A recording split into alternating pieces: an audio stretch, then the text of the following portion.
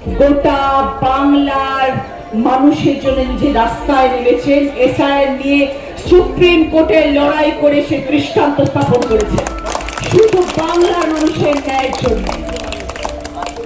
আপনারা জানেন এসআইআর জন্য বিগত 5-6 মাস ধরে আমাদের কি অমানসিক ভাবে অত্যাচার করা হচ্ছে। প্রতিটি ঘরে প্রতিটি মানুষকে দৌড়ঝাঁপ করে দিতে হচ্ছে।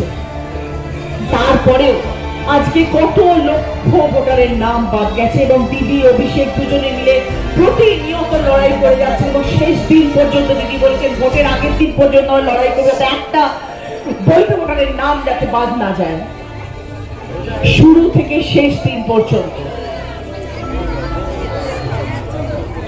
যারা প্রকৃত ভোটার, যারা ন্যায্য ভোটার, তাদের কারো নাম যাতে বাদ না যায় সেই জন্য দিদি কিন্তু আজকে দিদি এই প্রতিদিন লড়াই করে যাচ্ছে এই বয়সে এসে। কিন্তু আমাদের কাজ হচ্ছে দিদির পাশে থাকা। পশ্চিমবাংলার মানুষের জন্য দিদি এই কাজ করছে। দিদি পশ্চিমবাংলার মানুষকে ভালোবেসে কাজ করে। 100-র উপরে প্রকল্প আছে এই মুহূর্তে পশ্চিমবাংলার মাটিতে। সেই প্রকল্পের নাম যদি আমরা শুরু করি কখনো শেষ করা যায় না, যে কোনো অনুষ্ঠানে যে কোনো সভায়। এই প্রকল্প শুধুমাত্র পশ্চিমবাংলার মানুষের জন্য, আপনাদের জন্য, যাতে আপনারা ভালো থাকেন, আনন্দে থাকেন, পশ্চিমবাংলার মানুষ যাতে উন্নত মানে থাকে, ভালো থাকে, সুরক্ষিত থাকে। দিদি আমাদের সেই সূর্য যার আলোয় আলোকিত আমরা, আমাদের এই পশ্চিমবাংলা। যদি ভুলে এই বিরোধী পক্ষ হাত ধরতে চায়, নিচে নামাতে চায়, সেই হাত জ্বলে পুড়ে ছারখার হয়ে যাবে। ভুলেও যেন বিরোধী পক্ষ সে ভুল না করেন। দিদি হচ্ছেন আগুন, হাত পা কোমর সব ভাঙা, ওই ছোট্ট বাড়িতে থাকেন, নিজের সব কষ্ট ভুলে রাত জেগে উনি কাজ করে যান শুধু বাংলার মানুষ যাতে সুরক্ষিত থাকেন, ভালো থাকেন। সে ঝড় হোক, করোনা হোক বা ফনি হোক, তাকে আমরা সসম্মানে 2026-এ জোড়া ফুল চিহ্নে ভোট দেব। মনুষ্যত্বের পরিচয় দেবে পশ্চিমবাংলার মানুষ এবার।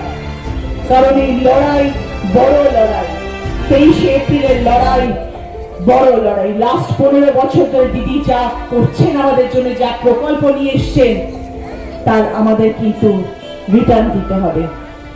দিদি ছিলেন, দিদি আছেন, দিদি থাকবেন বাংলার মানুষের অন্তরে।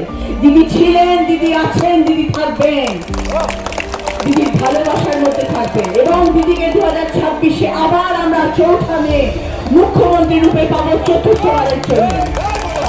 দিদি আবার সবার মধ্যে যাবেন, 14 তলায় দিদি আবার বসবেন।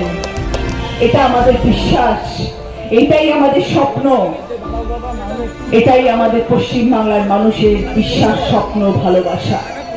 এবং আমরা সেটা দেখিয়ে দেবো পশ্চিমবাংলার মানুষের জোর কতটা। যতই করো হামলা, জিতবে আবার বাংলা। এটা শুধু এখন কথা নয়, এটা সত্যি কিন্তু আমাদের করে দেখাতে হবে। এবং আমার বিশ্বাস যে পশ্চিমবাংলার মানুষ জানেন যে আমি যে কথাগুলো আজকে বললাম আপনাদের সকলের সাথে, তার মধ্যে কতটা সততা আছে।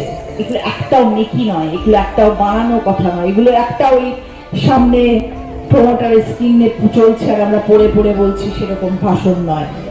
এই প্রতিটি কথা, যে কটা প্রকল্প বললাম, খুব কম বললাম, সম্ভব নয় এত প্রকল্পের নাম বলা। দাদা জানেন, যারা আমাদের পশ্চিমবাংলার, যারা আমরা রাজনীতি, আমরা সবসময় মনে করি, আমি সবসময় বলি যে আমরা সবাই কর্মী। আমাদের পেছনে যেসব কর্মীরা দাঁড়িয়ে আছেন, আমরা সাংসদ নাম, বিধায়ক নাম, কিন্তু আমরা কিন্তু দলের কর্মী। মাথা একজনই, মানুষ একজনই, যে সর্বস্তরের সব মানুষকে চালাচ্ছেন, তিনি হচ্ছেন মমতা বন্দ্যোপাধ্যায়। সবকিছু একাই, 100 উনি।